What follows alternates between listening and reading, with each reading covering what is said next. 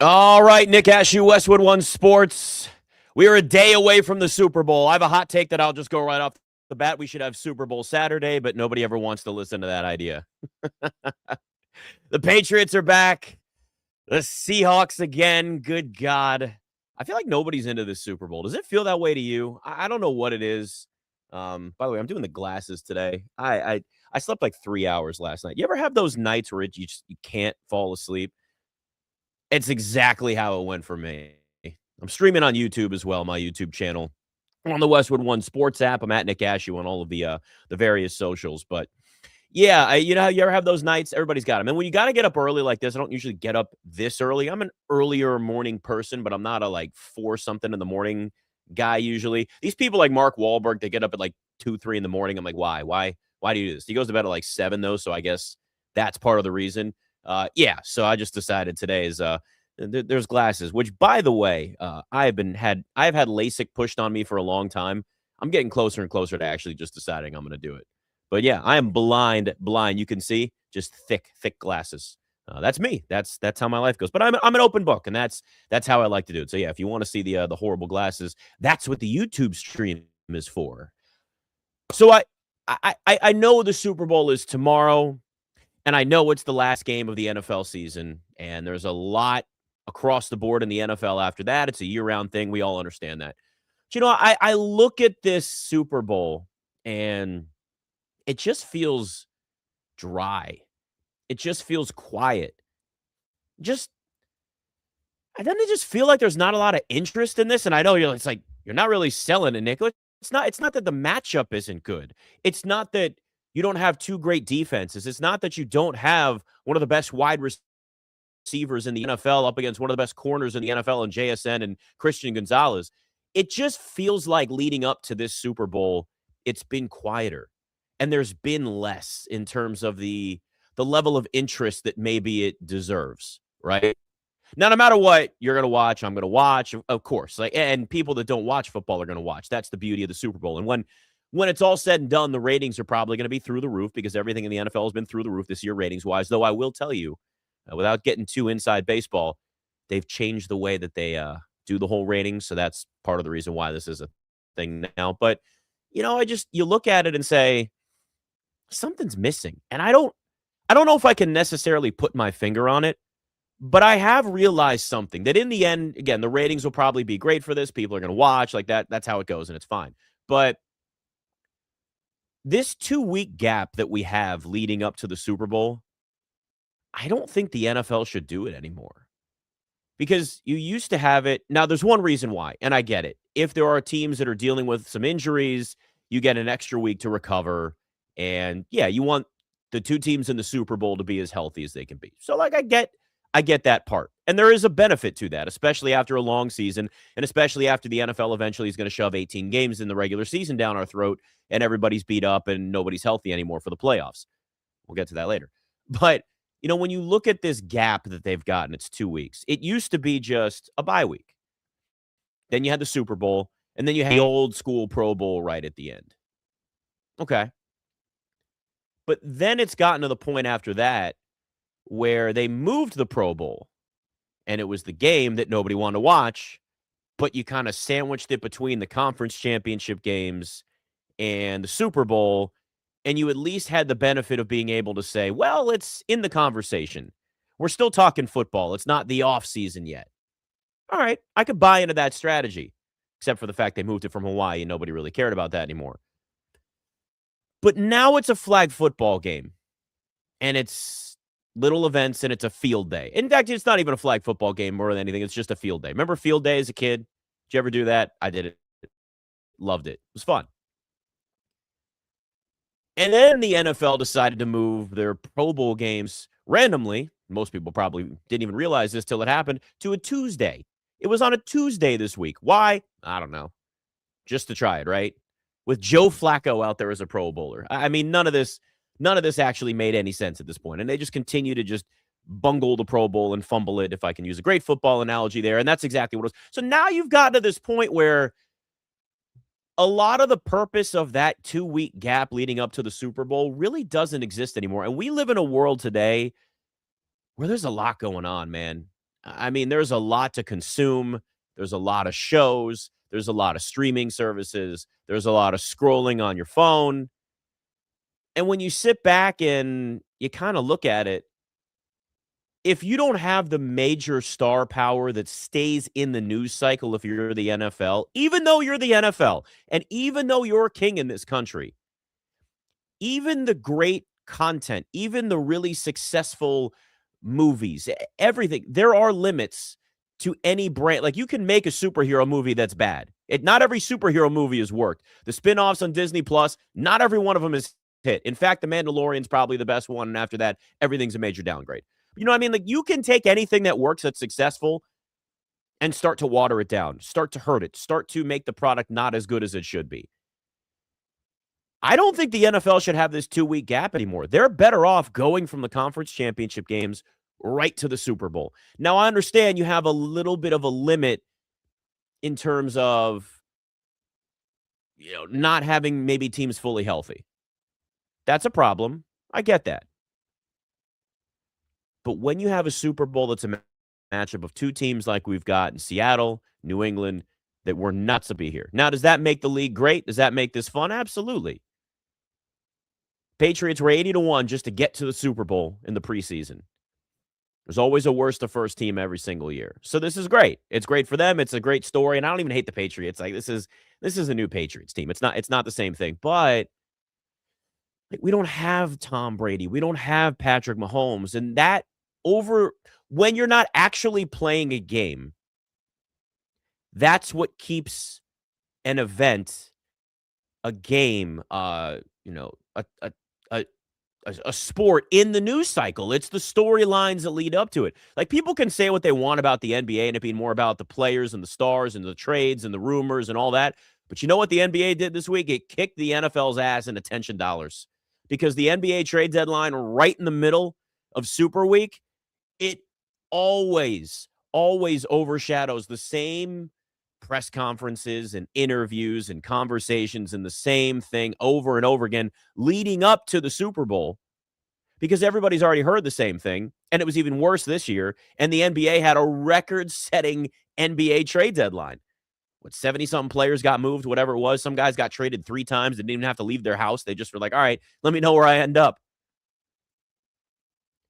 Now, I'm not saying that, again, the NFL is not going to struggle with the Super Bowl, and it's felt like it's been more about Bad Bunny and the NBA trade deadline than leading up to this game. And look, some of it too is there is a little bit of a level of transition. Not a total transition, but every league goes through transitions one way or the other. And the NFL has that going on right now. Now, it doesn't mean that Patrick Mahomes is not going to be back in another Super Bowl. I promise you that the Chiefs are going to be aggressive this offseason. I can promise you that they're still going to be a contender moving forward. But it doesn't mean that it's going to be the end-all, be-all Chiefs all the time every single year like it's felt like. And if you go back and look at all the Super Bowls going back, it has been the Chiefs almost every single year. And love them or hate them, they're a lightning rod. They bring attention. And you end up having fans more emotionally attached to the game because of that. The NBA is going through this transition too, where you kind of have to find who's going to be the next face of the NBA.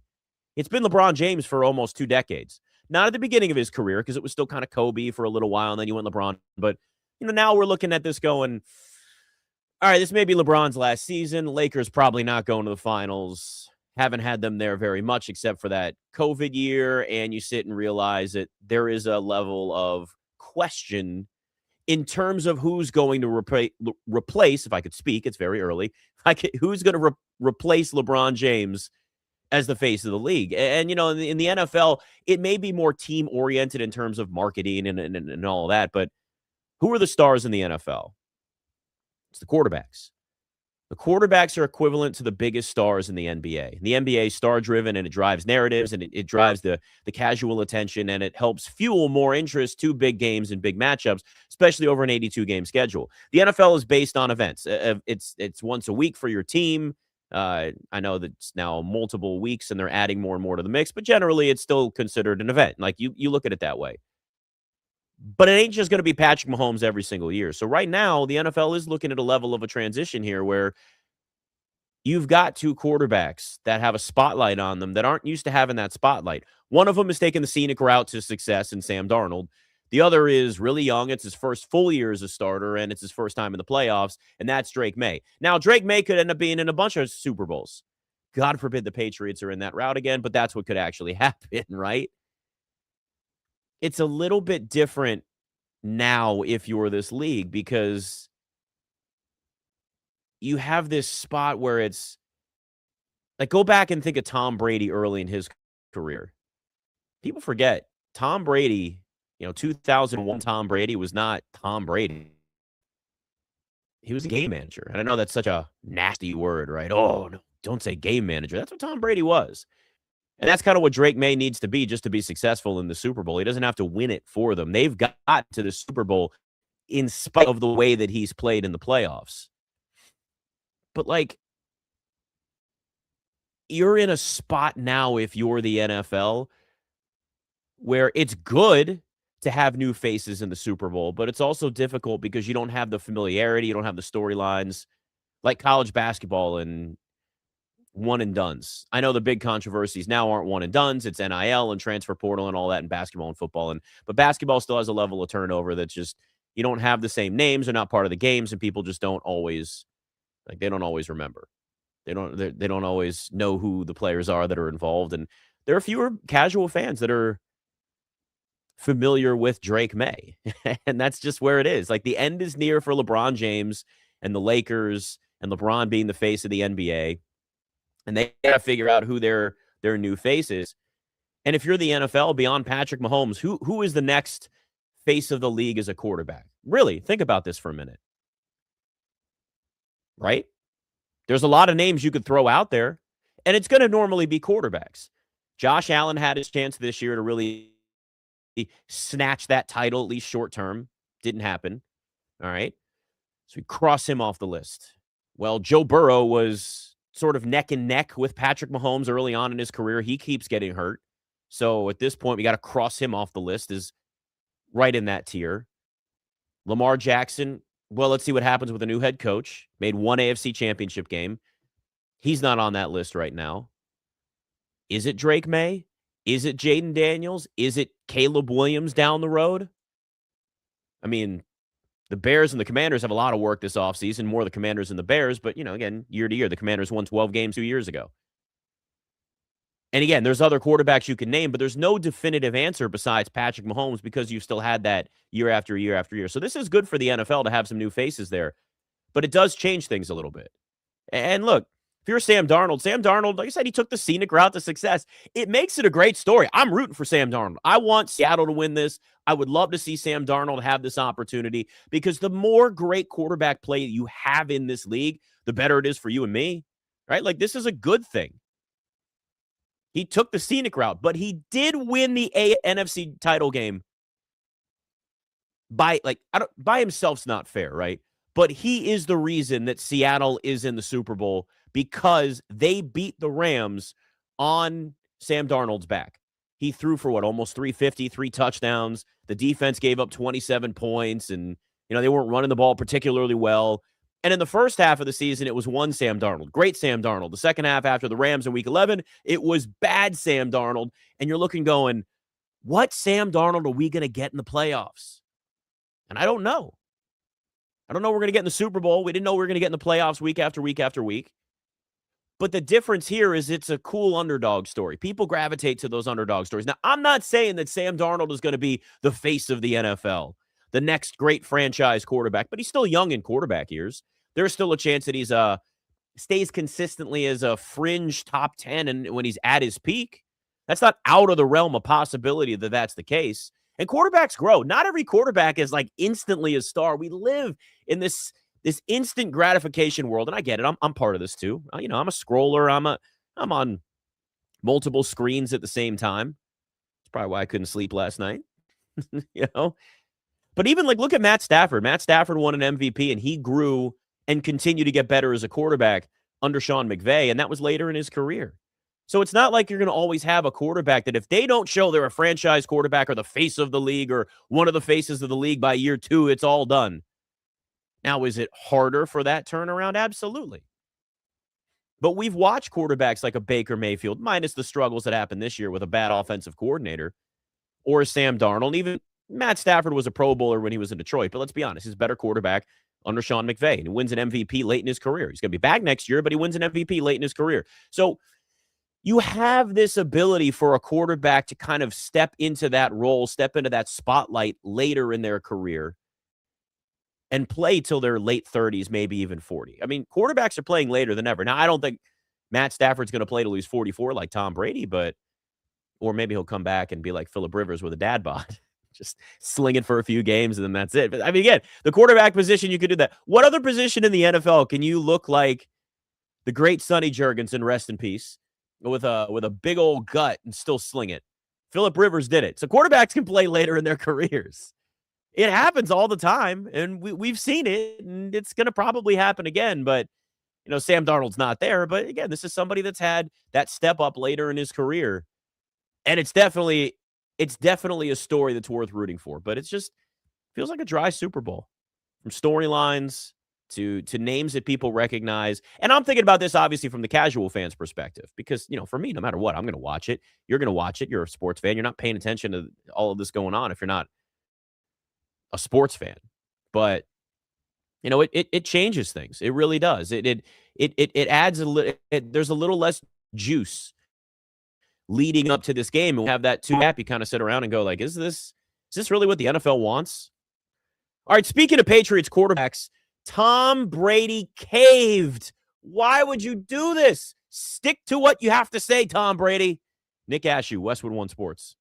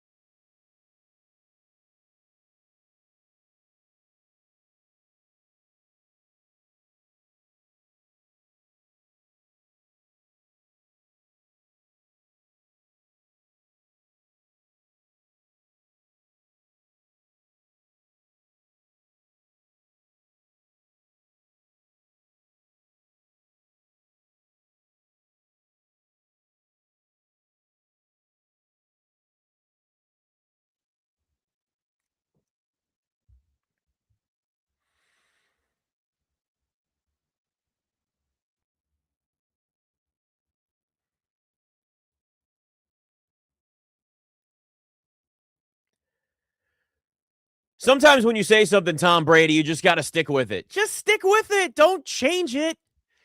Nick Ashew, Westwood One Sports, streaming live on my YouTube channel as well. We're on the Westwood One Sports app. So Tom Brady has been getting ripped this week. And it did come across very soft when he basically said he doesn't have a dog in the fight when he was asked about the Super Bowl. Even though, he was a Patriot for 2 decades and Patriots are back in the Super Bowl. But he just said, nah, man, I got nothing, which tells me right off the bat, he doesn't think the Patriots are going to win. And look, a lot of people don't. The Patriots are 4.5-point dogs in this. They've been, kind of an underdog the whole way through with this. And Seattle is the better team. But now he's gone back. Of course he has, because Vince Wilfork and other former Patriots are calling him up, telling him to make a pick, even if it's not the Patriots. And that's fine. I do agree. Like, say how you feel. He doesn't want to, usually Tom Brady's the guy that does have an opinion. But this was one of those moments where you looked and just went, dude, this looks so bad. But once you dog in the fight, you stay with it. Now he's posted on Instagram, I got your back, RKK, which is Robert Kraft. I don't know what his middle initial is. Lee, do we know what Robert Kraft's middle initial is, or his middle name? Is it Karen? Do you know what the K stands for? We don't know. I have no idea what it is. But anyway, Tom Brady says, I got your back, RKK. Get that 7th ring so we can match. Oh, God. Tom Brady. You got me. First off, I do like the shot. I'm going to be honest with you. Because he's taking a little shot.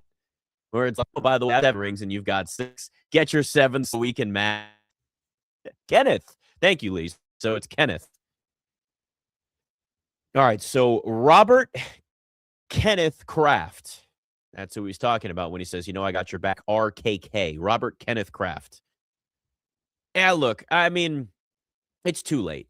It's too late for Tom Brady to do that. It's too late for Tom Brady to say, like, never mind, I changed my mind. Go. But really, here's the thing. He didn't actually even make a pick. He didn't say that he thinks the Patriots are going to win.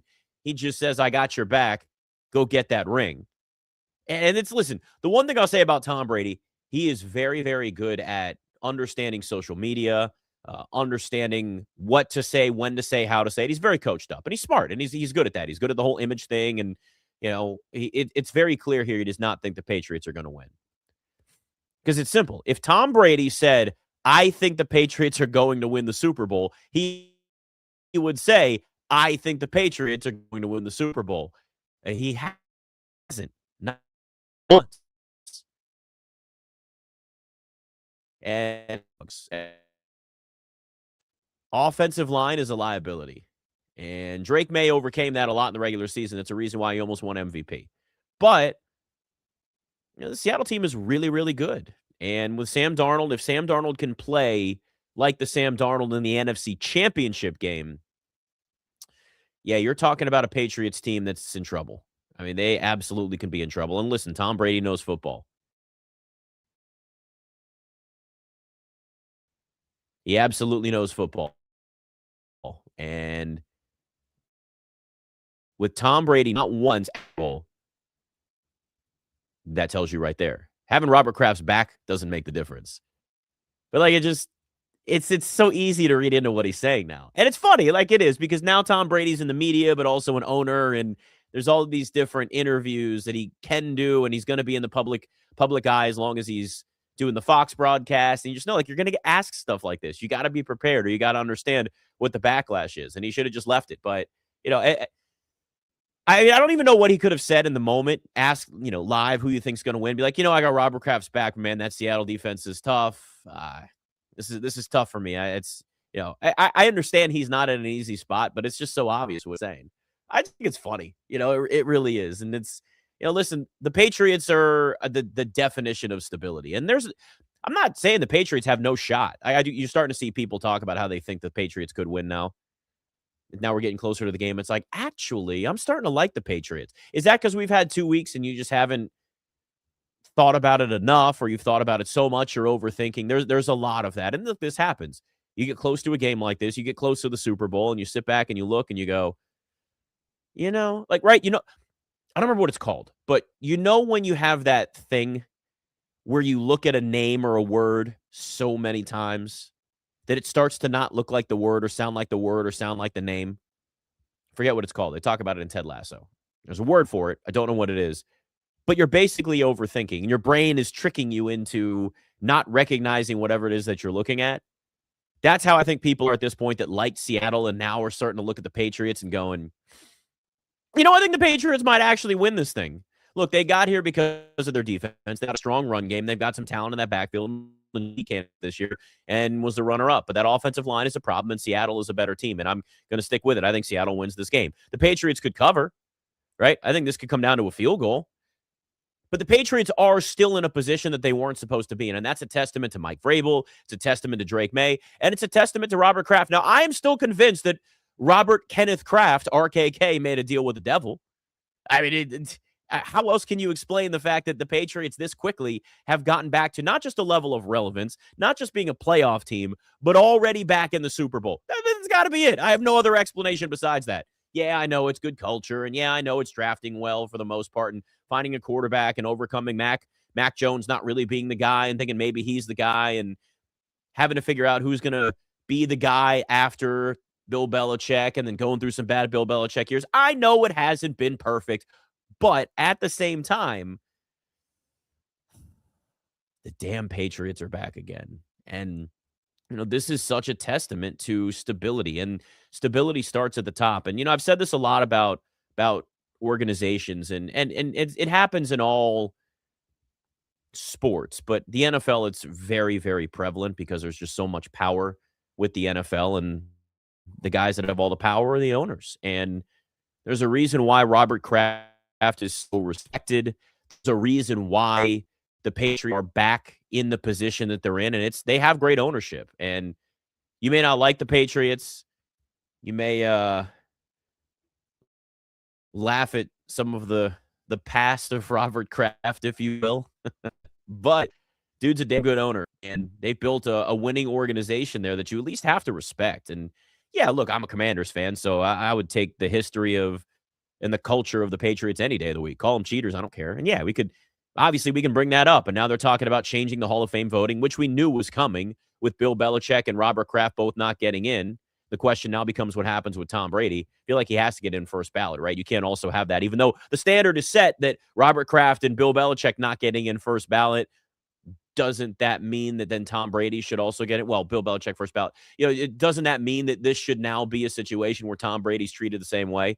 They said they're going to change it. Yeah, we'll see. We'll see what that voting actually looks like, just to make sure they don't have the same thing going on with Tom Brady. But look, this is an organization that was built well.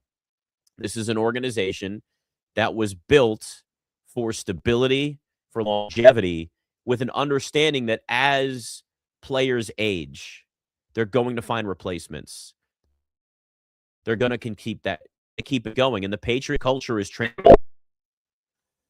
And it's probably going to be another decade of the crap. And we just have to accept it. That's what this is going to be. But, that doesn't happen often. And you might see this with the Chiefs to a point. And you might see this with a couple of other organizations. See what, to a certain degree, the Ravens look like with a new head coach. Because, yeah, they didn't win as many Super Bowls as the Patriots, of course, or the Chiefs. But the Ravens, with John Harbaugh, had a level of consistency that was still a high floor. And most, right, you'd probably take it for your team. You'd probably take at least the floor that the Ravens had year after year. It means something. Being able to continue to have at least some level like Mike Tomlin had in Pittsburgh is a dream that a lot of fan bases and a lot of organizations would kill for. They just would. Culture matters, and the Patriots had it for 2 decades, and they've got it back again. And the Patriot way is a real thing. You can love it, you can hate it, but in the end, it is an absolute real thing. And that's something that's going to keep going year over year over year. Now, it's not like it's just you snap your fingers and you just pick people up off the street and they fit. A lot of it is what you're doing behind the scenes. It's not the glamorous stuff. It's not the trades. It's not free agency. It's not spending money like the Patriots. They did. The Patriots spent a lot of money this offseason. They addressed some needs and have defense this year. Not all of Seattle's, but up in that realm. If you're looking at what the Patriots did, it's also what's behind the scenes. It's the people that come up within your organization, or like Josh McDaniels, who just continue to be a part of the organization as an offensive coordinator for now what feels like 162 different stints as an offensive coordinator for them. Josh McDaniels may not be a great head coach, but he's a great offensive coordinator, and he's always had a spot with the Patriots, and he's always been able to go back there, and he's always been able to have success there, and he's part of the Patriot way in his own unique way. And when you have people that come up within the organization and they stay there or they come back, they already know what to do. They already know what the blueprint is. They already if we're going to win, we got to do it this way, and we've got to find players that look like this. And that's how you build winning culture. That's how great companies succeed over a long period of time. That's how you have great places. That's how you have great, anything. It's built over time, and it stays that way. And it comes back to Robert Kraft, and it doesn't mean that it's look. He clearly does not have a great relationship with Bill Belichick. I'd be curious to know what if Robert Kraft said anything to Tom Brady and was like, "Hey, can you at least say something nice here? Can you at least just like pretend that we're gonna win this thing?" I got your back, RKK. You got his back, but it doesn't mean you're saying he's gonna win. Look, it's been made very obvious, I think, that's how Tom Brady feels. But even with all that, you can't just sit here and say the Patriots have no shot in this, because they've had no shot for a lot of the season. They've gotten to this point. So, and that's really where it comes back to this again, where you have a Super Bowl that even though the Patriots are 4 points, man, they still got a shot to win. Because if you have a bad Sam Darnold, which by the way is a real possibility, as much as I like that Seattle defense and their ability to get after Drake May and make his life miserable with a less than stellar offensive line, it doesn't mean that the Patriots can't do the same thing to Sam Darnold. Like, neither one of these are quarterbacks that you look at and go, they've been here before. They're comfortable. This comes down to defenses far more than it comes down to the quarterbacks, because these teams, both Seattle and New England, have overcome bad quarterback play at certain points in the season, whether it's the playoffs for Drake May, whether it's the regular season for Sam Darnold. And here they are. So it's not like I'm looking at this, the better team. They are the better team. Sam Darnold doesn't have to go throw for 350 and 3 touchdowns. But what he does have to do is he's still got to go out there and play well, not turn the ball over, and not make mistakes. If he looks like he did against the Rams in the regular season, Seattle's losing this game. But if Drake May looks the way that he did throughout really most of these playoffs, especially with the fumble issues, New England's going to lose this game. So it really still comes down to the quarterbacks in this game. It's just from a different perspective. They don't have to go out and necessarily win the game for New England, for Seattle, but you just can't lose it. Let the defense, let the run game go out there and establish it. This is why I think it's going to be a lower scoring game. I think it comes down to a field goal. Now, I know some people think Seattle's going to absolutely blow out New England, and I think you're just not giving enough respect to what New England's done, what Mike Vrabel's built, and quite frankly, what we've seen all regular season, and even in the playoffs to a different degree, but even in the playoffs for the Patriots. It's something that you have to still take into account. Patriots aren't going to get blown out in this. God, I hope it's not a blowout. After all this, it's a blowout. We've been lucky. I mean, now last year you knew right away, right? You knew last year the Chiefs just didn't have it. I mean, the Eagles got out in that thing early, and you just went, oh, God. And I was watching it, too. I was at a Super Bowl party with an Eagles fan, and he's my guy. But, man, when his Eagles are winning, it's fly, Eagles, fly all the time, just to drive you nuts. And it's absolutely the worst. It's absolutely the worst. If the Patriots win this, just no blowouts. That's all we need. We just no blowouts, please. So Anthony Davis finally spoken. Plus, why the Bucks were smart to hang on us next. Nick Ashew, Westwood One Sports.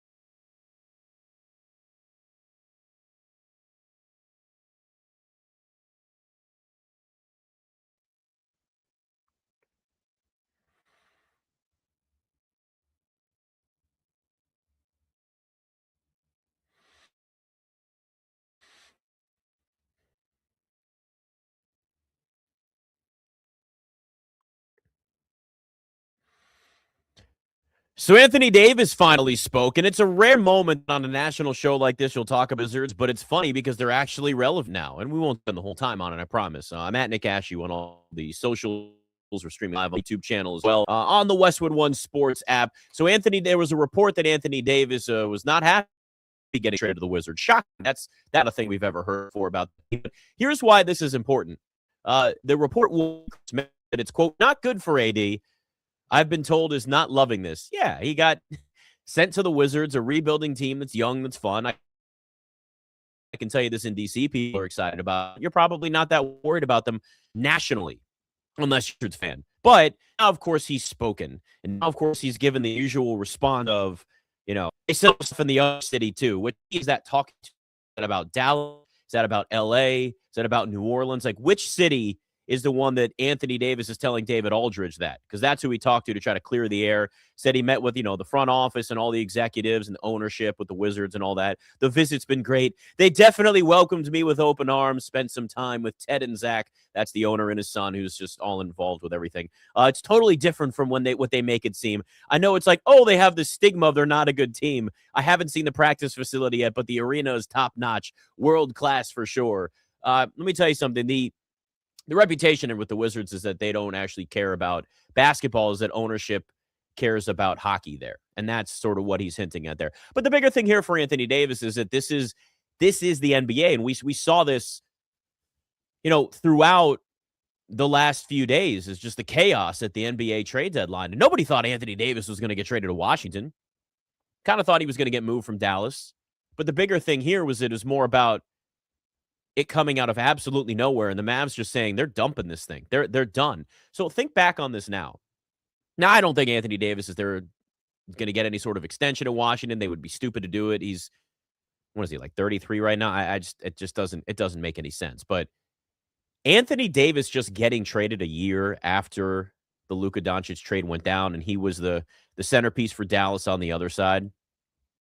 I mean, can we admit that's the worst trade, not just in NBA history, but in sports history? I can't think of a worse trade. For a while, it was the Deshaun Watson trade. I mean, the Browns gave up a ton, gave him a fully guaranteed contract. He's barely played. He's been hurt the entire time. And when he's on the field, he looks like he forgot how to football. Remember when Deshaun Watson, and off-field stuff, obviously, aside from this, Deshaun Watson in Houston was a phenomenal quarterback. He was a superstar, and he was looked at as one of the future faces of the NFL. And it has completely eroded. And what desperate teams make desperate decisions. That's what the Browns did. And for the longest time, since that went down, that was that everybody looks at and says, that's the worst trade in sports. And then Nico Harrison said, hold my beer. And made one of those let's out the room trades. Let's do this differently. It's like the guy that voted for Justin Herbert for MVP. I can't remember what his name was, but he gave Justin Herbert. It was the only first place vote for Justin Herbert. And he was like, well, I think he had the worst offensive line in the NFL and guys were injured. No, stop overthinking it. Justin Herbert was a good quarterback this year. He wasn't an MVP. Stop it. Luka Doncic may not play defense, but he's a superstar. You don't trade somebody like that. It was personal. And when emotion starts getting involved in any sort of business decision, that's when bad decisions are made. You got to think about the logic. You think about what makes sense. You've got to think about what's best for long term and not, I'm the smartest guy in the room. Luka doesn't play defense. Defense wins championships. Yeah, Anthony Davis is one of the best defensive bigs in the NBA when he's on the court. And how rare is that? And that's the biggest issue. He's just never healthy, and he'll never be healthy. And the minute Anthony Davis got to Dallas, he was hurt. I mean, right away, he was hurt. Did we expect anything less? They bailed on it after a year. So, in the end, if you're the Mavs, you trade Luka Doncic, your franchise player, a superstar, that, yeah, okay, doesn't play any defense. So does half the league doesn't play defense. You find guys that overcompensate for that. You make that trade. And what do you get in return? Now Anthony Davis is gone. He was barely out there for you. It's a bunch of young players that are second-tier young players from the Wizards. Not even their best. Not even the ones that the Wizards had that you looked and said, well, they got some star potential down the road. They're still on the Wizards. The Wizards fleeced them in this. So the Mavs get back a bunch of late first-round picks and some second-tier young players that'll, be nice off the bench, and that's it. That's what you got for Doncic. Congratulations. It's now the worst trade in NBA history. Nico Harrison's never going to be in the front. He's never going to work in the NBA again. And that's why, there are conspiracy theories, right? Because then the Mavs got the number 1 overall pick and got Cooper Flag. And that's what drove me nuts, is then, Nico Harrison got all cocky, oh, yeah, see? That had nothing to do with you. You jumped 10 spots in the lot. You went from 11-1 in the lottery. Now, if it is fixed, okay, that's a different story. But here's how did that benefit Nico Harrison unless he got a massive payout behind the scenes? If we really want a conspiracy theory, Nico Harrison was helping the Lakers because the NBA want to help the Lakers. And you know what? I'll put on my tinfoil here for anybody watching on YouTube. If Nico Harrison, it's really falling off my head. It's not really fitting, but you can see it on my YouTube page. If Nico Harrison really was told by the NBA, it's not on my head at all. I'm going to need a new tinfoil hat. You can hear it, right? You can hear this. So we're going to try this out here. If Nico Harrison really did that, he was listening to the league and had to give the Lakers Luka so he could be there long-term when LeBron retired. This is no conspiracy theory. It's spiral down here. Nico Harrison traded Luka to the Lakers so the Lakers would have a star once LeBron retired, and the NBA wanted it to happen. And it gave him more overall pick, Cooper Flag. Well, here's the thing. He lost his job. So was it really worth it? Does that conspiracy theory really make sense? Because it's not like he's still in Dallas. He's never going to work in the NBA again. The stink of the Luka Doncic trade will stay forever. Forever. It will be there forever. You think another team's going to hire him for their front office? Which is funny, too. I'll take this off now because I don't think it's actually real. But what's so funny about this, too, is that if you look at the whole idea, Nico Harrison would have never benefited from that. I don't even know why I'm giving this credit. I don't even know why I'm giving this any sort of legs. But it's just so wild when people believe this stuff. It's the worst trade in NBA history. And Nico Harrison at one point actually made really good trades. The trade deadline the year before that helped get the Mavs to the Western Conference Finals with a P.J. Washington and Daniel Gafford and names you maybe care about, maybe don't. But the point is, kind of thought this guy was actually savvy, and then he decided to just completely spiral out of control. And that's the legacy that he will leave. That's what the Mavs get back in return. Meanwhile, the Bucks were smart, and the Bucks held on to Giannis. And I kept saying on this show for weeks that he was going to be moved one way or the other, whether it was the deadline or whether it was over the summer, and the Bucks were smart to wait, and they did. Look, there's no loyalty in sports, and Giannis there for a long time, and it's too long. But if you're the Bucks now and you're looking at this situation, the offers weren't good enough, and you wait. Because now you know what the floor is, right? If you're Milwaukee, and okay, here's what we can get on the low end for Giannis. The war that offers, Draymond was a part of that. Does that really entice you that much? Does that make you better? Does that build you towards your future? I know picks and all this other stuff are going to be involved too, but the Heat were involved. The Knicks have obviously been involved. The Timberwolves were. And then one by one, all these teams decided they were just going to bail. Because Milwaukee wasn't really all that interested in making that trade. All right. But now you know. Now if you're the Bucks this summer, what you're going to have to is more teams that it next season and they Giannis is the guy to get over the top. You know where teams are going to be in the stacked draft where maybe some jumps. They had jumped over the last few years in the lottery, right? It's going to jump summer, but you've had teams jump. Like the Mavs go from 1 and get the number 1 overall pick. Like the Hawks, even though it was a terrible draft, go from 10-1 and get the number 1 overall pick back in 2023. So what if a team jumps from 10, 11-1, whatever it is, and they look and they go, actually in a spot where we have Giannis, one of these potential stars. I wouldn't make that move. There's a very few teams, I think, in that position where that's smart because of the talent you have in this draft. But let's just play a hypothetical. Let's just say that that's the case. And then the Bucks get the number 1 or number 2 or number 3 overall pick. That draft pick's more valuable, and they want to make that trade because they know we really can secure our future with a really talented guy coming out, like a Darren Peterson out of Kansas or any one of these guys. Like there's a bunch of names out there, if you haven't paid attention yet, that are in this stack draft. So, I mean, if you're the Bucks, you may have more teams that look at next year as a bigger year because there was a lot of bad teams this offseason or this trade deadline that kind of played they're calling it pre-agency, like the Jazz and the Wizards and some of these teams that traded for good players as opposed to selling off because they're about taking that next step next season. And now it doesn't mean never. Because think about it, too, the Suns waited until the summer to trade Kevin Durant. I know he got traded to the Suns at the deadline, but then he got traded again as opposed to at the deadline. The Suns waited. They traded him in the offseason. Years ago, the Celtics did this with Paul Pierce when you kind of knew that situation was going to probably hit its course. And it doesn't mean the Warriors aren't still going to be involved and want to give up more because they know that they've got fewer years left with Steph in his prime. Steph's still pretty much in his prime. I mean, I know there's always a level of injuries you got to deal with as he gets older, but Steph's still putting up, 27 a game? And, I mean, he can still shoot from 35 feet out, until he's 40 years old. And the Warriors know, like, this is it. You ride this wave and you're going to be fully rebuilding after that. So there's a lot of teams that are going to have that mindset where this was smart for the Bucks. It really was. Now you've got to figure out how the rest of the season's going to go. And Giannis is booing fans, and then the Bucks are getting all cocky and putting stuff on social media and giving us the Wolf of Wall Street. I'm not effing leaving. Well, in the end, he did leave, so it just tells you what's going to happen. And relationships take their course in the NBA, and Giannis and the Bucks, and it's hit its course, and that's how this stuff goes. So here we are. Giannis is still a Buck, but get ready for this offseason. There's going to be a lot more of this moving forward. Second hour coming up. Nick Ashew, Westwood One Sports.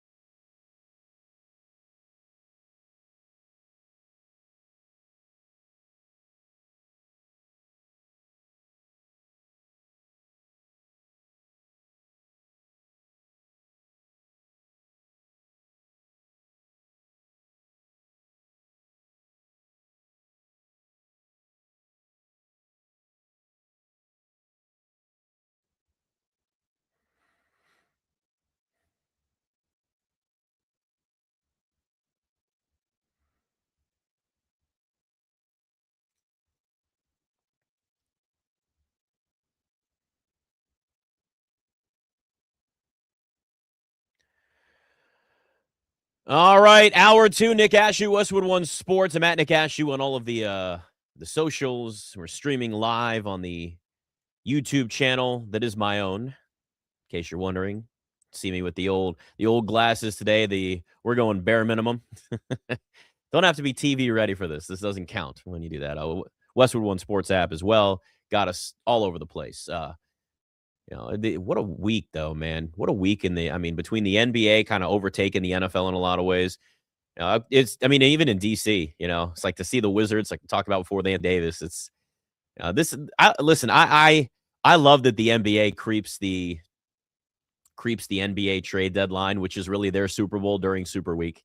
It's funny. Like I know it's not. I don't know if it's necessarily totally planned there, but let's think for a second. The NFL's now kind of tried to take over Christmas, in a lot of ways had in terms of the interest that's there. Though I still think of the NBA and Christmas Day as opposed to the NFL. But like that's it. It's what the NFL's done. They've taken over this. So the NBA makes sure. All right, we're gonna have a. I don't think teams are necessarily having conversations like, hey, let's make sure we make extra trades to piss off the NFL. But that's been the conversation this whole week. And now you kind of lean back to the Super Bowl here where, look, Mike Vrabel wins Coach of the Year. And I think we all knew that was coming, right? And he deserves it. I mean, look, Mike Vrabel's a great coach and kind of knew eventually this Patriots relationship was going to happen because remember at the end of his time with the Titans the last year, there was a lot of, rumors of drama with ownership there. And the Titans aren't a well-run organization. Another organization, bad ownership. It's funny how organizations with bad ownership tend to continue to have trouble winning football games. Mike Vrabel overcame a lot of that in Tennessee. And he came back and he was honored by the Patriots. It was like late in the season with the Titans. And I remember specifically, he gave like a speech to the crowd. And he said something along the lines of like, never take for granted what you have here. Basically talking about how the organization was for the Patriots versus, it was right in the middle of the issues with the Titans. And then he leaves. He's no longer with the Titans. And you're around, he'd be the perfect Patriots coach. And John Mayo's there for a year and that's losing. And it just felt inevitable, right? It really did. It felt like at some point, Mike Vrabel was going to be the head coach for the Patriots. And look, he's the perfect and obvious choice for them. And not just because, it's easy to say now because they're in the Super Bowl, right? Like, I recognize. But let's go on just the obvious of, yeah, it makes sense because they're in the Super Bowl. He's a former player.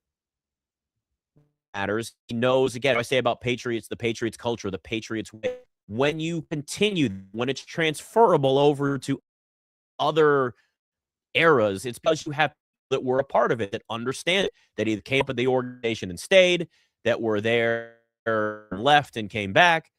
But he's relatable. He's relatable to players, and players have said that. Like, he's somebody that we clicked right away.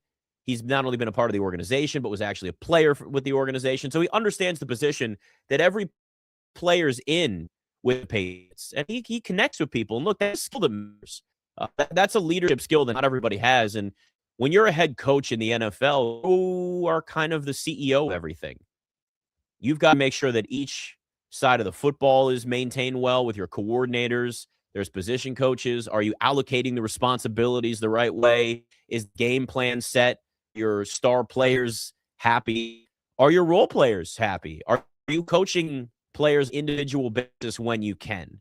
And so much of that, it makes the difference between being a coordinator and a head coach so vastly different. Well, I always say, like, there are great coordinators out there that aren't great head coaches. It exists. It's one of those things where you look, and I'll say Mike McDaniel is a great offensive coordinator. He's a good head coach. I think he's a head coach that has a great offensive mind, but eventually it catches up to him. Now he's charged as offensive coordinator. Maybe he stays there. Maybe he goes somewhere else. Got to figure it out. People decide in their careers they want to do something different all the time. And there's nothing wrong with that. There are some guys that are better off as head coaches, and Mike Vrabel has shown that is absolutely who he is. And he won head coach, he won Coach of the Year for a reason. And it all just made perfect sense. And, for a league that's so based on offense and offensive coordinators, right? The tech bros, the 30-year offensive coordinators, 20-year-old offensive coordinators, they're all over the place now. And we've got two defensive-minded head coaches in the Super Bowl, two defensive coaches. Mike Macdonald was a great defensive coordinator. A lot of people in Baltimore wanted John Harbaugh fired early so they could keep Mike Macdonald. It's 2 defensives. That's really kind of busts the trend that the NFL has had for a long, long time. We sit back and look and go, wait a minute, maybe defense actually does win championships, and Shea does matter. And that's what both of these teams have. Great defenses. Now, Seattle are elite than New England, but New England has a very good defense, and they've overcome some really bad Drake May play in the playoffs.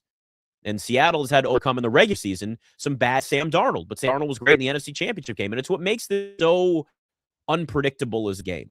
Because really, in the end, if both defenses play well, there you go, I can speak.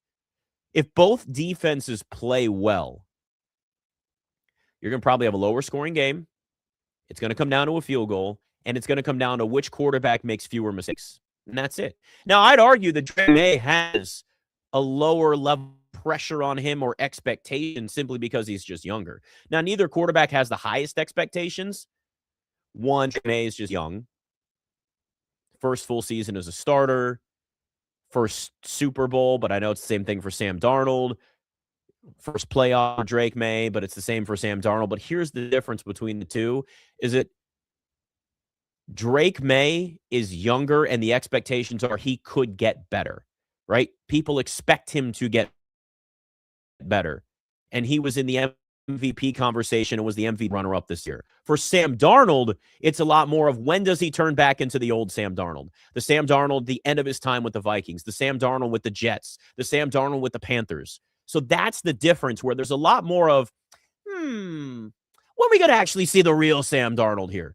When in reality, this is more likely the real Sam Darnold. Look, Sam Darnold was a number 3 overall pick and was a top high school recruit and went to USC. So it's not like he's some random dude that's just suddenly like figured out how to play quarterback at the NFL level. He was a really talented young quarterback. He just was drafted by the Jets where careers go die. The scenic route successful, but there's a lot of people that certainly and rightfully so, you question whether or not Sam Darnold's going to turn back into a pumpkin, whether or not he's going to see ghosts. He is playing the Patriots again. Let's keep that in mind. Drake May was the best quarterback during the regulars. He was actually better if you're going to go from like a statistical standard and get real nerdy about it than where Matt Stafford was. But Matt Stafford was maybe one notch below, better in some categories. Drake was a little more accurate, a little more consistent in some ways. But again, I have no problems with Matt Stafford winning MVP. In fact, I'm glad he won. Drake May's got plenty of opportunities for that. Just a season and a career kind of put the bow on it for Matt Stafford, though he is coming back. I'm glad that he won it. But when you look at what Drake May has overcome as a quarterback still, I mean, let's be real. It's not a good offensive line. The receiving core is not great. So the offense to get to the point that it is being a Super Bowl is because of that defense. And if you look at that, the offensive line is better in Seattle. You've got Jackson Smith and Jigba, one of the best receivers in the NFL. And you've got a backfield that has talent, though you don't have the full backfield, and they didn't run the ball consistently enough in Seattle. But like, there's some talent there. But New England's got a better run game. I would go with New England's backfield also because it's healthier. So that makes a huge difference too. It's just it's the expectations are always lower on younger quarterbacks. Like I look at Jackson Dart, right? Jackson Dart again this week talking about how I played this way my entire life. Why would I change the way I play? Talking about the hit he takes and all this. And I'm telling you now, Jackson Dart doesn't change the way that he plays. His career is going to be very short. I'm not rooting for it, but I'm just being honest. We've all seen this. We've all seen it. But if you're looking at where Drake May is or a Jackson Dart or any of these young quarterbacks, when they make mistakes, when they have bad games, when they have bad stretches, it's, they're young. It's fine. It doesn't mean that there aren't high expectations, but it's more overlooked. It's accepted because of the fact that they're so young. Now, Sam Darnold is still younger by quarterback standards, but he's been in the league a lot longer, and he's had such a lack of success. And he's been those stories of, well, be careful. You think a guy's great in college. It doesn't mean they're going to translate over to the NFL. I've been a part of that. So there's a lot more of that thought process, that he's going to be something. He just had a lot more to prove. I mean, again, you look at where Drake May was sacked the fourth most in the NFL during the regular season. Still led the NFL in QBR, bad offensive line, not a great receiving group, and you saw what he was able to do in the regular season. Couple that with being young, couple that with his first full year as a starter, and you just look back and you just don't see a lot of that. Like, well, Drake may better win, or no, people aren't going to believe in him. There's a lot more doubt when it comes to Sam Darnold, and I get it. And that's the thing too. Even this year with Sam Darnold, all right, it was a story of two halves for him. Really, it was two halves, 2 seasons for Sam Darnold, and this is why. Again, this is why I'm not just going to sit here and say the Patriots have no shot to win this. Yeah, Seattle's more talented. But you could get bad Sam Darnold. Week 11 on was when you had a totally different quarterback in Sam Darnold. The first 10 weeks of the season, dude was lights out. Sam Darnold was lights out. Led the NFL in quarterback rating, led the NFL in QBR on top of that. Again, I know there's a bunch of different stats for this, but he's at the top of all of these things. From week 11 on, that efficiency, because QBR is the one, I know it's like ESPN stat, but it's really become kind of one of the standards for really incorporating everything as a quarterback and everything they see. So it's pretty well-rounded. He led the league in QBR. But from week 11 on, that's when that efficiency plummeted. And remember who Sam Darnold played week 11. He threw 3 picks, if I remember correctly. It was 3 picks in the game against the Rams. They broke him in that game. They broke the guy. 27th best QBR in the NFL. His yards per drop back were middle of the pack in the NFL after that. And then he kind of got back to the playoffs, and you went, oh, that's the Sam Darnold that we saw in the first half of the season again. Starting to look like that quarterback. But what are you going to get in the Super Bowl? We don't know for sure. There are no guarantees that we get the Sam Darnold you saw in the NFC Championship game. And that really puts this game in much more of a questionable situation because of what quarterback play can be. And that's why there's so much more pressure on Sam Darnold. Now, do I think that he's thinking about all this? Listen, somebody that overcomes the adversity in their career that Sam Darnold has, as so many other players have, we see those stories all the time. I don't gravitate to. Has become an underdog. He was the number 3 overall pick, top recruit at USC, career flamed out quickly with the Jets. But the one thing you saw was there were teams that believed he could get better. And that makes a huge difference. And if you look at what he's become now, it's proof that a quarterback can get better over time, but you've got to show a longer period of time that you are this new quarterback versus this old quarterback. And the big thing that he did was going to San Francisco first, learning from Kyle Shanahan in that 49ers offense as a backup. So there was a low pressure, high reward learning phase for him. And then he went to another great situation with Kevin O'Connell and the Vikings. And, we saw what you got from him until those last couple of games with the Vikings. But then here he is back now in a Super Bowl, and the Vikings GM who let him go got fired. So what's that tell you? And, it's funny. I mean, we see this with quarterbacks, and you can see it with coaches too. It's not always a direct, I know there's a lot of cliches for this. Success in a direct straight arrow, whatever phrase you want to use. See it all the time. It happens with coaches. It happens with quarterbacks. And I always call it Jay Cutler syndrome. Because Jay Cutler, there's always a new coach that thought they could get the most out of Jay Cutler. But you got to want to be good. And we kind of realized eventually Jay Cutler doesn't really care.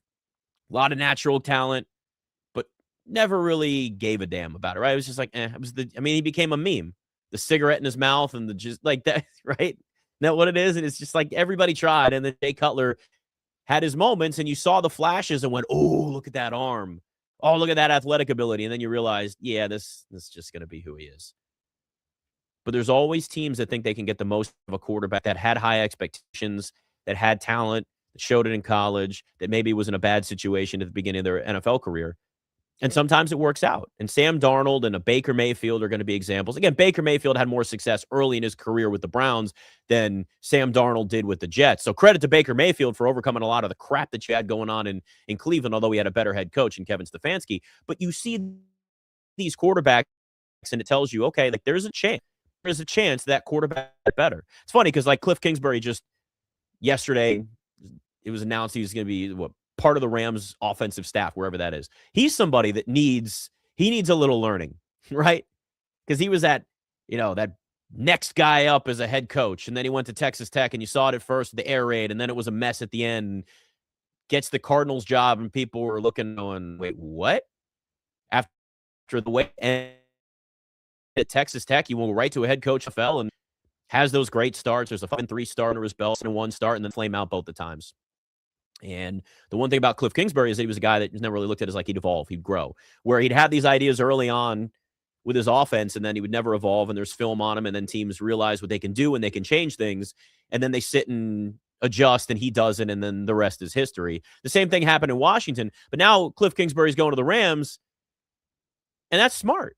And I actually give him credit for that, just like I give Sam Darnold credit for going to San Francisco and learning, just like I give Baker Mayfield a level of credit for, I mean, he got to go at least be a starter in Tampa, so it was a little bit different. But at first, remember, Baker Mayfield went to the Rams and played under Sean McVay in that offense. And Kevin O'Connell was there at the time. And you remember that Thursday night game where Baker had barely been on the roster, ends up getting a start. There's injuries, and he has a late comeback, and the Rams win on Thursday Night Football, and you went, oh, maybe there is something for Baker still. And there was. Sometimes it's not the direct route. It's what's going to make you better that's going to turn us around later. And you with quarterbacks and you see with coaches. And Darnold is a great example of that. And I'm telling you, other teams are going to look at Sam Darnold's success, see where he is. Even if he's top 10 quarterback in the NFL, you're going to see it. And other teams are going to go, you know what, we can do that too. We can find this guy. We can prop him up. We can make him better. And there are some coaches that are going to be the quarterback whisperers. Look at Mac Jones in San Francisco this year. Mac Jones may go the same route as Sam Darnold, where he gets a starting job this offseason somewhere else, and he's a better quarterback because of it.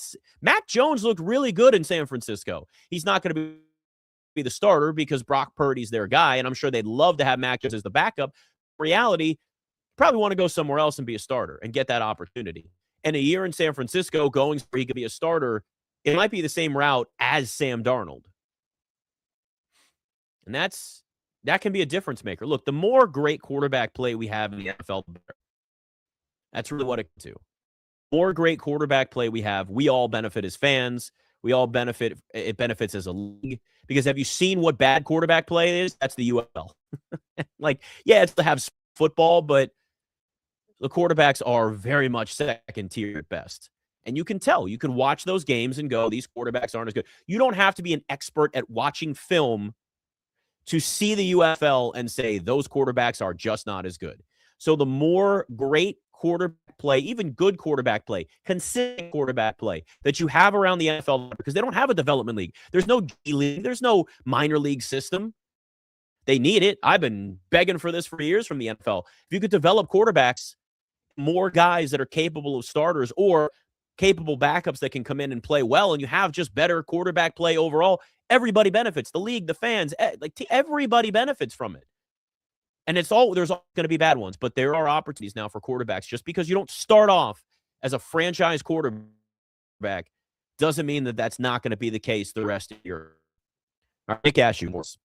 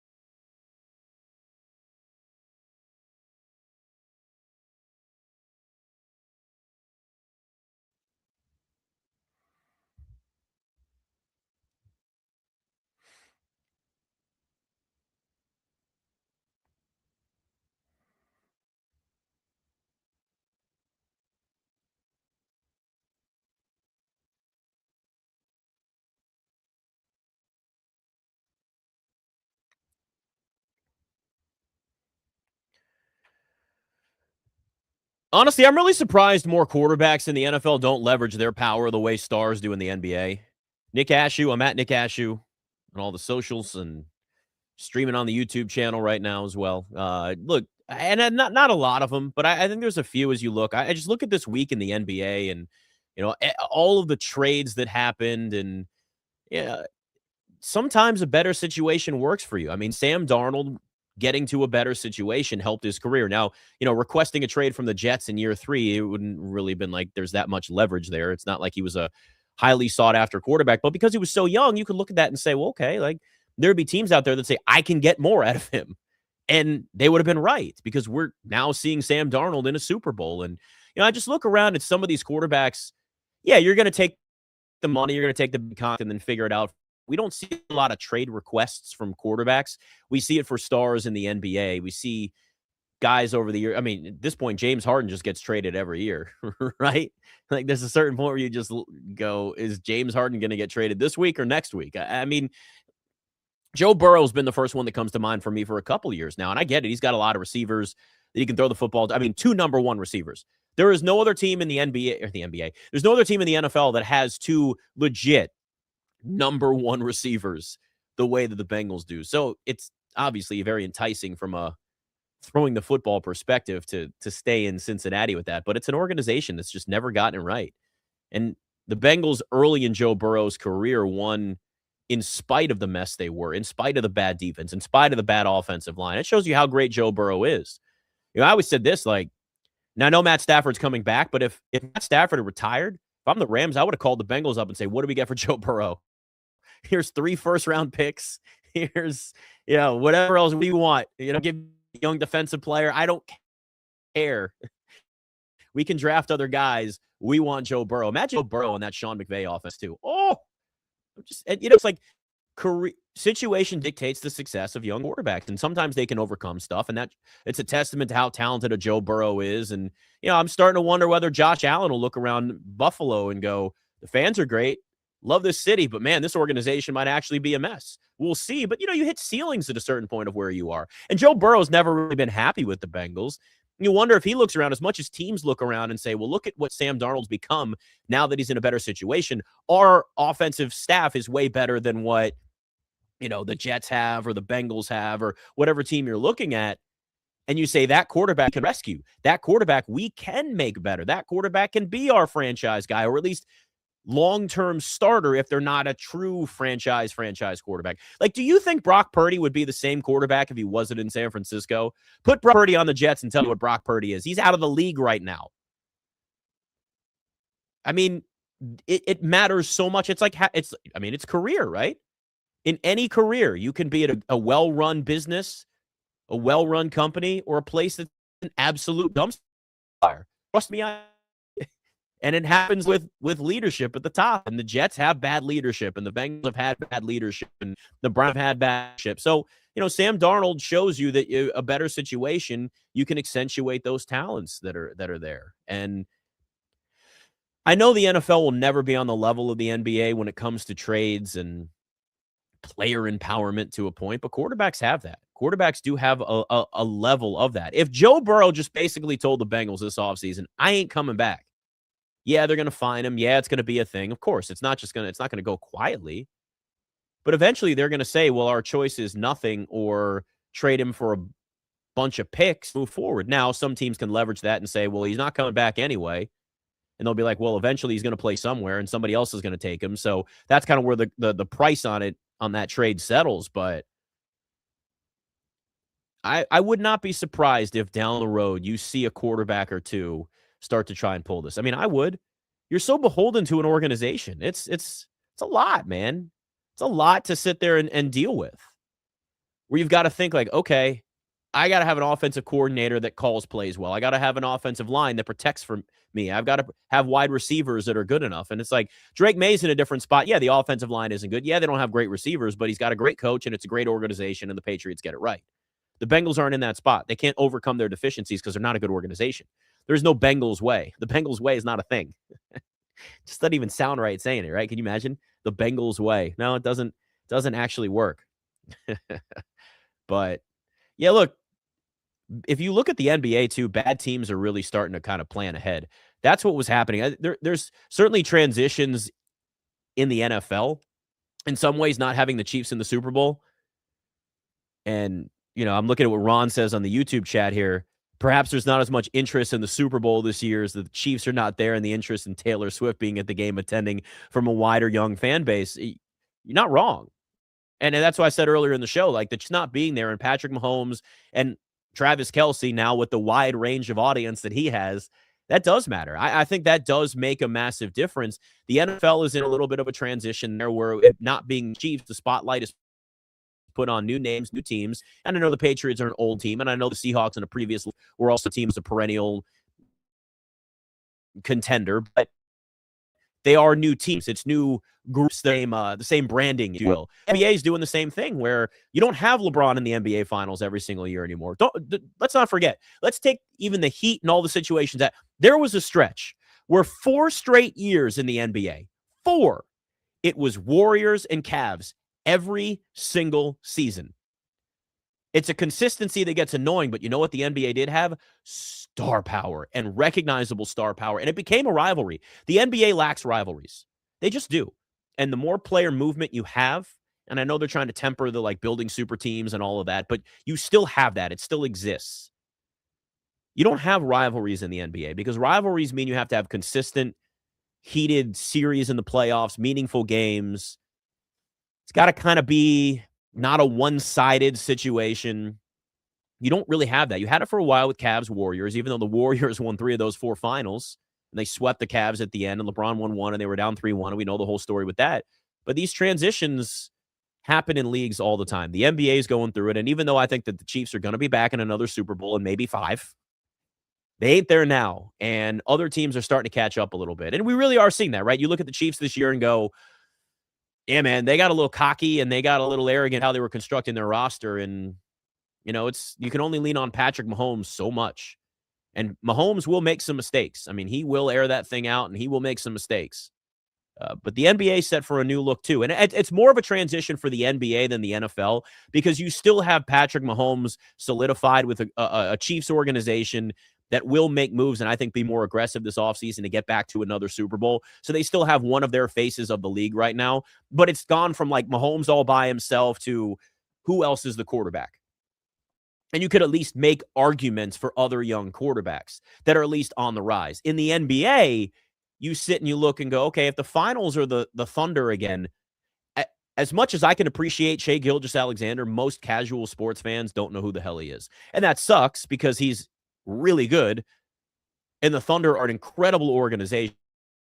I mean, as well run as any organization in sports. The best GM in sports is Sam Presti, the Thunder GM, and most people still don't know who he is. And they're not in a big market, and they have constructed their roster as well as any team could, especially with not being a free agent destination in Oklahoma City. Sorry, you're just not. It's an unbelievable team. I have nothing but respect for that organization. I love what they've built, but people just don't care. I mean, Pacers, Thunder in the finals was a travesty for the NBA until Game 7, which was awesome. And it ended up turning out to be a pretty good series. But the NBA right now is kind of in that transition of who's going to be the new face of the league. Who's going to be the next LeBron? And there is not one right now face of the league. Now, could that change? Could this draft coming up bring us the new face of the league? Like Darren Peterson out of Kansas? I mean, maybe. But let's remember, LeBron hyped up since he was like a freshman in high school. I remember there was an ESPN The Magazine article about him. Remember that? ESPN The Magazine? Yeah, it was the thing. There was an ESPN The Magazine article about him when he was a sophomore in high school. They were talking about him as a freshman. So there was a different level. Like, real faces of leagues today, you hear about long before they're in that league. I mean, Bryce Harper, going back to that, the hype around him coming out of high school. And I don't know if he's ever really truly been the face of ball, but he's been in the conversation. He may not hit 55 home runs every single year, but he still has been in that conversation a lot. You know what I mean? Like these leagues that you need the guys that are essentially bigger than the league. You just do. And in the world we live in today where there's so much attention on so many different things, it helps a league. And, the NBA is really in that spot now where they don't have that one answer for who the next LeBron is. Some people thought Zion was going to be that guy. Can't stay healthy. I mean, Zion Williamson fits that category in a lot of ways. Has trouble fitting in a lot of his clothes, but it's that category in a lot of ways, but it's just he can't stay healthy. And there's, you need the personality, you need the winning, you need the success, you need all of that. And it does help to be in bigger markets a lot of times. It's a little different in the NFL because everybody's nationally televised. The NBA, it's not the same. And it's not there's games multiple week and all those things. But the NBA is definitely in a very different spot. It's not always bad, though, right? You're seeing some bad teams push for next year. You're seeing a wide open East Conference where there's a look at what could be next and teams looking to be more competitive next year. The bottom's going to get worse the rest of the way, though. Let's tell you this right now. Tanking is going to be really ugly in the NBA now that the trade deadline just passed. You're going to see a lot of teams. There's actually this quote from an East executive that said it's going to be a brutal, ugly race. So many good players will be sitting out. It's going to be a story every single night. And that's one thing that the NBA really can't seem to fix. They might change the draft situation again, which is funny because they've already smoothed out the odds to get the number 1 and number 2 and number 3 overall pick. We watched the Hawks jump from 10-1 in 2023. We watched the Mavs jump from 11-1 last year. Maybe they were given that pick. We don't know. Sure, that's a conspiracy theory. But in the NFL, if you have the worst record in the NFL, you get the number 1 overall pick. It is guaranteed. But nobody ever talks about tanking in the NFL, and it happens there too. It's going to be more prevalent in the NBA because you got a draft coming up that's just so hyped. I mean, there's so many talented freshmen that are going to be coming out. You could have a top 8 pick and you're in a good spot. It may not be not everybody's been guaranteed to succeed, but man, this draft could be an all-time great in the NBA, and you're going to see teams working towards that, right? Executing as such, if you will. And that's absolutely what you're going to get. And look, there's going to be an influx of a lot of young talent in the NBA, just like you had an influx of a lot of young quarterbacks in the NFL, because that's really who the stars are. Quarterbacks in the NFL are the equivalent to in the NBA. And when you get those guys coming into the league in the NBA really young, bursting onto the scene as 20-year-olds, there's a lot more of that longevity. Like, there is an opportunity for a 20-year-old top 5 pick in the NBA to come out of college, get drafted, and become a star basically right away. In the NFL, you can have a little more of a scenic route sometimes for these quarterbacks, so they don't necessarily pan out right away. It's a tougher position to play. It's different. But the NBA is really in that spot now where it's much more about, okay, who's going to be the next LeBron? At least if you're the NFL, you got to have Patrick Mahomes right back in the Super Bowl next year. And if Travis Kelce's still on the roster, maybe Taylor Swift does halftime. And that'll be the conversation, which will certainly help the league. I think everybody knows that that's absolutely going to help the league one way or the other. All right, Nick Ashew, Westwood One Sports.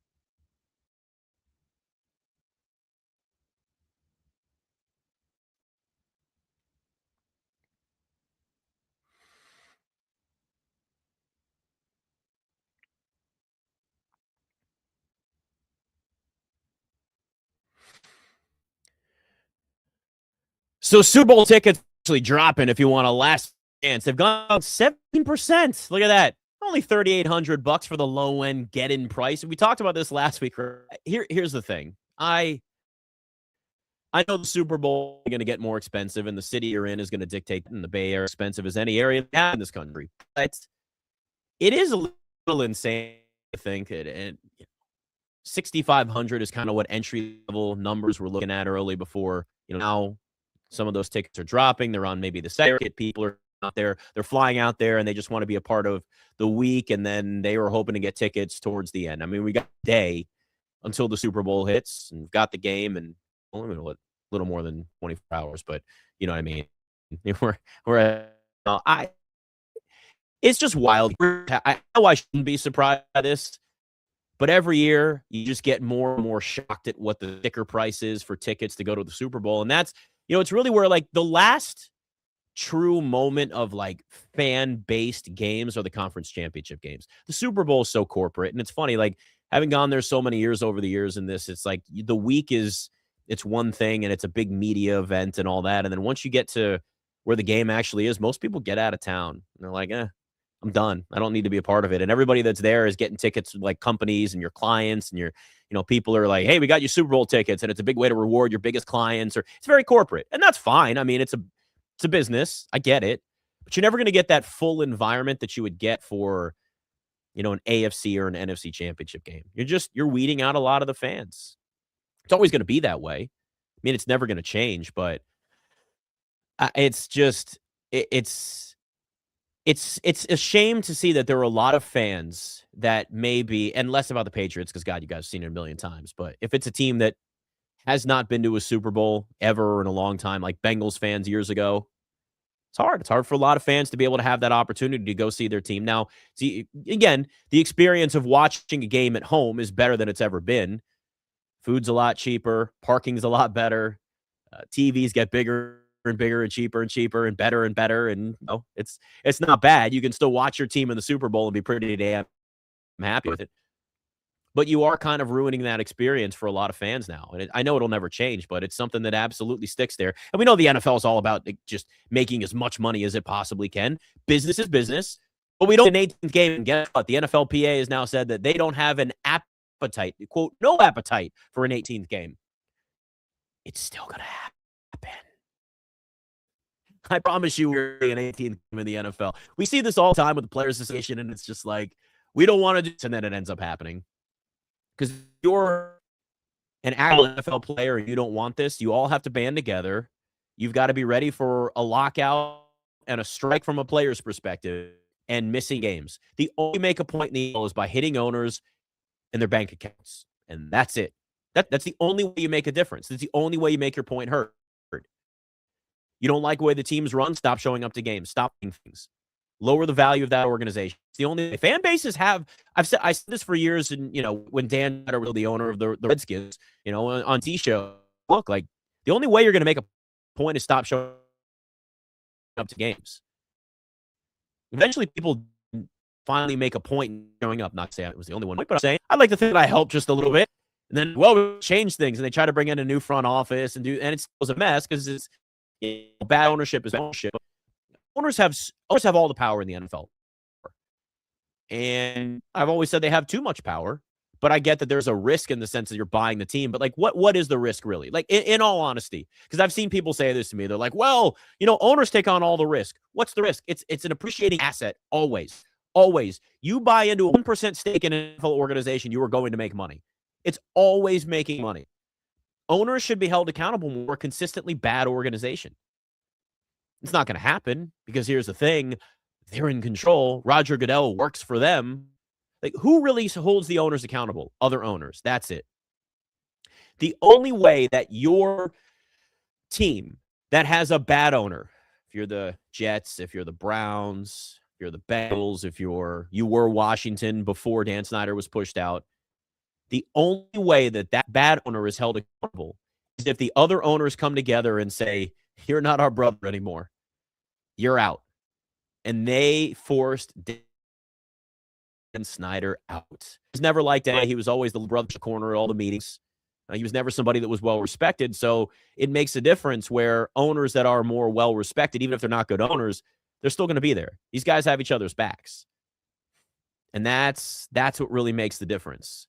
So an 18th game is coming. Now, if I'm the NFL, that's, again, I've said it plenty of times, right? Expand the playoffs. If you want more games, expand the playoffs. It at least gives us more meaningful games. No matter what, you're going to have an end of a regular season that has meaningless games. I know it, but I'd rather them rip the Band-Aid off and say that's enough. We didn't need a 17th game. We definitely don't need an 18th game. More players are going to get hurt. They're going to get more beat up, and you still have the playoffs. At least if you move to, because no matter what, I know they want to add more games. It's more money, and it's more money to the owner specifically at home. But here's the difference. At least if we got playoff games that were for an extra week, the game more meaningful. Every game means something at least, right? As opposed to a couple games meaning something in week 19 of the NFL season. And owners whose teams were terrible, guess what? You don't earn that extra game. You don't earn that extra revenue. Earn it. That'll help you curb a little bit of the tanking that happens in the NFL the regular season too. It happens in the NFL. It's not as prevalent as the NBA, but it happens. Make their games a little bit more. It's better for us, it's better for the audience, better for fans. I know it's not going to happen. They've already expanded their playoffs once, and it's better. It's an extra week of that. They're doing all of these international games now, right? And talk about, well, maybe there's going to be a Super Bowl overseas. Maybe. I mean, you're pricing out so many fans. That might be the way to do it. Have the game in Spain. It would probably be London because they've been having the games there the longest. But now you got games in Brazil. You got games in Spain. You got games in Germany. There's going to be a game in Australia. That's how you make the money if you're the NFL. You got to think big. Expanding to an 18th game is so small-minded. It's just so lazy. It's like, well, how do we make more money? I don't know. Let's just make more of a watered-down product at the end of the season. Sure, that's good enough. No, focus on expanding the international games. Now, are those even the best quality? No, the travel is tough on players and the time zones and the jet lag and all that stuff. Yeah, that's absolutely something that becomes a part of the problem. But at least if you're the NFL, you're thinking bigger picture and you're expanding into these markets where there's not a lot of people paying attention to it. Like, think of how many kids growing up now like Premier League soccer. I mean, soccer's getting bigger in this country. Not MLS necessarily, but the better leagues, La Liga, there's more and more people that like international soccer in the U.S. And that's because they're doing more over here, games that bring in the young fan base. And that's what the NFL needs to do. You want to really build up and you want to expand and get those big dollars, you got to do it over there. You got to do it in Spain. You got to do it and continue to do it in London the way you are, in Brazil, Mexico City, Australia, Germany. I know NFL Europe didn't work. That might work down the road if you continue to expand the game. You might have a better shot at that. Because you're having so many of these international games, you might be able to make that league work in a few years. And hell, you could even treat it as a minor league for the NFL itself. But expanding to an 18th game just waters down the whole product. It's coming, though. Like, this is going to be a thing, and I hate it. Now, don't get me wrong. Trying to put a team in somewhere like London, I mean, it's mind-numbingly stupid. You ever looked at what it takes to get a team just over to one of these games in Spain or London or Italy or, well, not Italy, but that's where they'll do it there eventually. Have they done a game in Italy? Lee, have they done a game in Italy? I can't remember. I don't think they have. No, wait. No, I mean, I know the Olympics are there now. Right. So maybe it is. And that's what I'm losing track. And that's okay if you're the NFL and you're doing more of those games there. But to have a team that's like permanently housed there, you should look at how much split paper they have to bring on these trips. Insane. Number gave him a lot. Okay, so that's what I thought. It was just the Olympics then that were there. But yeah, you're losing track a little bit. And that's okay. Like, I mean, you get to a point where if you're the NFL, that means you're expanding this and it works for the league. But yeah, it's the legit of having that is like the London Knights, right? Let's just call them the London Knights, and they are an NFL team. I mean, what division do they play in? How do you get free agents there? I mean, really, are you going to recruit? Some of it, you're a young guy. It's an example. Like, I'll go live in London for a few years. That might be fun. How do you deal with that? How do you deal with the travel? Or do they stay stateside for 3 weeks? Do they have a hub in the U.S.? It's like, there are going to be some limits to what the NFL can do. Growth has its limits. So expanding outward versus upward on the schedule is definitely the way to go. But I do think that the 18th game is still going to happen, and we're just going to have to suck it up and take it. And I know, and this is, I always get, like, well, what are you going to do if we don't have football? I don't know. Like, at some point, there's enough football. Like, there really is. And I know this is, don't say it. Let's compare. It's the Emperor's New Clothes. There's a naked guy here, and nobody wants to say it. I'm the one to say that he's naked. We don't need more football. Regular season. Like, we're good. There is a limit. I don't need the Super Bowl in March. We have March Madness. There are other sports. The NFL is already year-round in a day, but it has its other events. It has fat guys running the 40. We all love that. It has the draft. It has free agency. It has mini camps and all the awesome. It has plenty of stuff to fill the calendar year-round. I don't need another regular season game, an 18th game. It's just not going to be good football. And then what happens if you've got a team that's all banged up, just banged up enough where like they're not, and then they're not ready for the playoffs. And I know injuries can happen no matter what, but adding an extra regular season game when you could get to the playoffs, get to the meat of the stuff that really matters, you're watering down the major product, and that's the playoffs. Expand the playoffs at least, but it's inevitable. I mean, the NFL's given us Wednesday games on Christmas. I get it. They're king. But there's a certain point where you just say, that's enough. I'll take it. I'm good.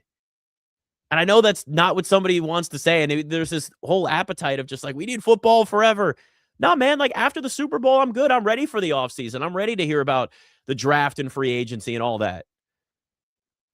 As long as we have a good game tomorrow, that's what matters, though. I love the Seahawks in this. I do think the Patriots cover. Give me the Seahawks 20-17. I will stick with that prediction as long as we have decent quarterback play. One of those quarterbacks plays like crap, and, well, it's going to be ugly. Talk to you next week. Nick Ashew, Westwood One Sports.